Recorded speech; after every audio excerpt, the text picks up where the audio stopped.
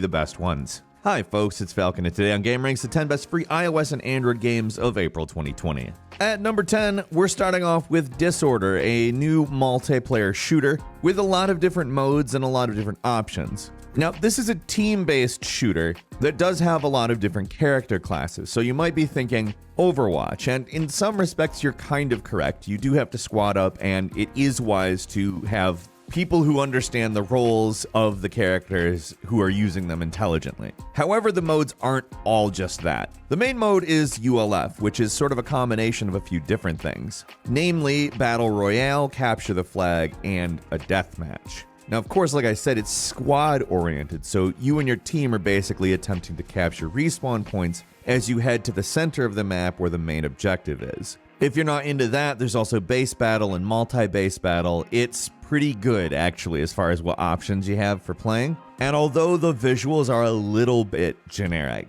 it is actually an incredibly fun game that I think you'll find is more than worth your time. Disorder is available on iOS and Android now. At number 9 is Naruto Slugfest. This is a 3D open-world action MMORPG based on Naruto. I mean, there's a million Naruto games, and this is actually a fairly unique one. It is, like I said, a 3D MMORPG, and it's fun to see people Naruto running around. It's actually a fairly interesting idea, the way they've structured it. Some of it actually kind of comes off fairly linearly once you're in some missions, and I think that that's interesting. But one thing I do have to say, they've done a really good job making it look like an anime. It does a good job with the cell shading, and the environments are definitely very consistent with the proper style. Now, one complaint I have is that the on-screen controls are a little bit busy. But on the other hand, I think you will find that the game itself is actually quite enjoyable once you get used to that. Now, there's a large amount of stuff you can do with friends. There's a family system, marriage system, team quests, apprenticeship. I mean, there's a lot to do, and it gives you a lot to explore as well. And I'm not going to say it's particularly innovative in every single aspect, but it keeps you busy in a way that I think you'll probably actually enjoy. It seems like everything's always new, at least as long as I've played it, which is admittedly not 40 hours or anything, but Naruto Slugfest is out on Android. It will be out on iOS soon. At number 8 is Dirt Bike Unchained, brought to us by the Red Bull Media House, so obviously we know that it involves the Red Bull athletes. Still, this is actually a pretty exciting motocross game. It's got very good graphics, a lot of different bikes, and it really does a good job sort of differentiating between certain things. I mean, it's a mobile game, so you don't always really get that, and it's also developed again by an energy drink company's video game studio. But it's surprisingly fun and addicting. I really got into it. It's not the most complex thing I've ever played, and I'm not going to try to sell it as such, but it is a really fun game. Dirt Bike Unchained is out on iOS and Android now. Give it a roll. At number 7 is Aura Kingdom 2, a sort of remake of the PC game from 2014. Not a full remake, there's a lot different, but it's kind of an update on that concept. If you're interested, you can go back to Steam, check out Aura Kingdom, but I found this to be perfectly adequate. This is a MMORPG. It's a bit early days, but there's not really a lot of problems with it. The community is actually good. It's maybe a little bit small, but that can obviously be rectified over time. I say this with a lot of MMORPGs. There's not really a lot innovative about it, but the reason we picked this one is it's one that actually seems to manage to continue to be interesting to play over time. At number 6 is Legends of Runeterra, a new card game set in the world of League of Legends. If you've been playing Gwent, it will probably feel at least a little similar to you. It's not quite as complicated. There are only 2 tiers where you can place cards. However, for the most part, if you're able to play Gwent, I think you'll probably easily be able to take this on. I mean, there's a number of other card games that operate in a very similar fashion, but I just think that people who have been playing Gwent recently, since it's also been expanded to phones, probably will have an easy time with this. The goals are pretty much what you would expect: collecting cards, using cards, leveling up cards, creating strategies. It's a good game. Honestly, Legends of Runeterra actually takes a pretty good concept, simplifies it a bit, and gives you something that works really well. Legend of Runeterra is out on iOS and Android right now.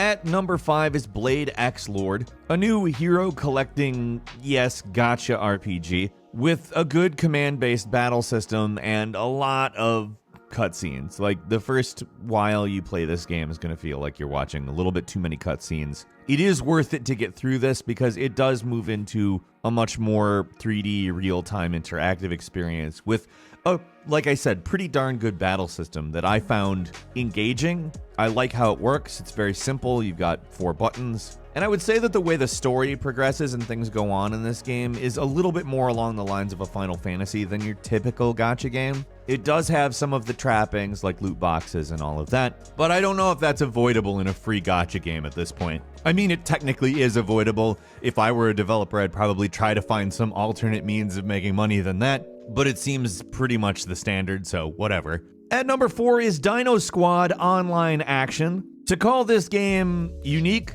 is actually kind of an understatement. It's very different for a PvP shooter that you can get on mobile. You are a dinosaur, and you have guns, and it's insane.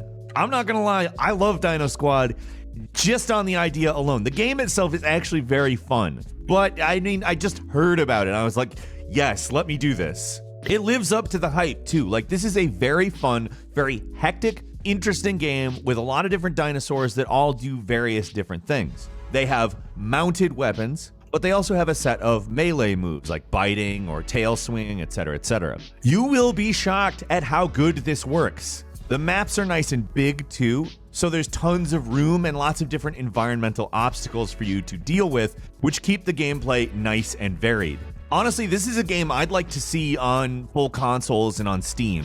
I don't really know how to put it other than that Dino Squad does it for me. Like, seriously, it's really fun. It's out on iOS and Android now. Definitely try it. Like I said, the idea alone makes it interesting, but the execution is great. At number 3 is Gameloft Classics 20 years. This is really not something that seems normal to me. Gameloft was around before the smartphone was around. Like, they had games that you could get on dumb phones, and they were actually pretty good games, and they've been around for a long time, and now you can get most of those games in one place. Like, it has a bunch of really great puzzle games that I used to play on phones all the time, particularly Bubble Bash 2, but like, they even have some of the lesser known arcade action titles you get on like Nokia's, like Soul of Darkness, which Soul of Darkness is just a fantastic Metroidvania with a lot of really cool ideas. It was a little bit slow paced, not necessarily as fast, but like, you have to keep in mind it was also a pretty non-advanced platform it was on. In truth, there are a ton of fantastic games in this one title, and this one title is free. The touchscreen controls work very well, might I add. Very easy, just up, down, left, right, X, Y, A, B. Really just a hell of a lot of fun. This will live on my phone for a very long time, because I will definitely return to a lot of these titles. Gameloft Classics 20 years is out on Android now. Hopefully we'll see it on iOS as well, but anybody with an Android, you got some fun ahead. At number 2 is Game of Thrones Beyond the Wall, which is a game in which you command the Night's Watch in an original Game of Thrones story. That is directly what it is telling you it is. I'll say basically, if you're interested in gacha RPGs and also Game of Thrones, and actually goes for something that you probably wouldn't expect in a gacha RPG, instead of the more standard turn-based command style stuff, it's the more Fire Emblem-y grid-based combat. I mean, it's still turn-based, still commands and all that. However, honestly, sometimes I really wish that there were more of these gacha RPGs that did go along those lines. Now, that's not to say I like one better than the other. I tend to really enjoy the command-based combat, whether it's on a grid or simply just turn-based with different characters. Now, beyond that, this is a fairly standard gacha. It's got an okay story. It's a pretty good-looking game. But really what I think is most valuable about it is the combat system. If you want to play a gacha with a Fire Emblem combat system and want some familiar characters that allow you to sort of enjoy something from a big IP like Game of Thrones, this is it. They've done this extremely well, if not, like I tend to say with gacha games, not necessarily super innovative. Still, it's a load of fun. It's out on iOS and Android now. Check it out. And at number 1, it's Dead by Daylight Mobile, which is an interesting port of the asymmetrical survival horror game that actually does a really good job of bringing it to the phone. It's not really something that I personally would have thought, yeah, that's something I want to play on mobile, but this version of it actually really works. The touch controls are responsive and uncomplicated, and the gameplay is preserved really well. I really enjoy this version of the game. If you're at all a fan of asymmetrical PvP, this is probably your best bet on mobile right now. It's a really good version of this game. Dead by Daylight Mobile is out on iOS and Android right now. Also, I have got a quick bonus game for you. It's called Gris. It is a pay game, a beautifully animated platform adventure game that came out during the second half of last year on various platforms and has finally landed on Android this month. Now, other people have played this game. It's a beautiful, beautiful game. A very clever game that is very interesting, very well-designed levels, and like I said, the art design is incredible. It's worth the $5. I love Gris. It's a great game. That's all for this month. Which game did you like the best? Leave us a comment. Let us know what you think.